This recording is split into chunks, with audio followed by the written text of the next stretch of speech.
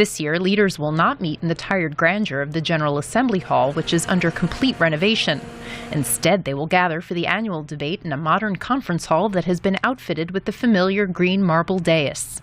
UN Secretary General Ban Ki-moon has made clear that Syria will top the international agenda, saying it is the biggest peace, security, and humanitarian challenge the world faces.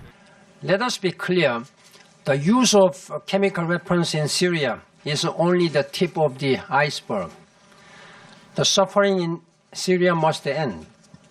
Key players on Syria will meet in the margins of the General Assembly. U.S. Secretary of State John Kerry and his Russian counterpart Sergei Lavrov will discuss how to implement their deal for Syria to give up and destroy its chemical arsenal.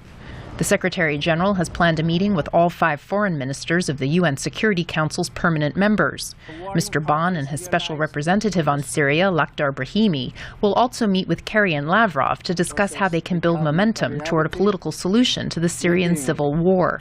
It's my sincere hope that when we meet, we'll be able to set a date for the second Geneva second meeting. Also generating international interest is the visit of Iran's new president, Hassan Rouhani, who has so far struck a more moderate tone than his predecessor, Mahmoud Ahmadinejad. Many leaders will be keen to hear what Mr. Rouhani has to say and whether his government is ready to improve relations with the West and answer outstanding questions about Iran's suspected nuclear program. Speculation is also growing as to whether the American and Iranian presidents might have an informal encounter in New York.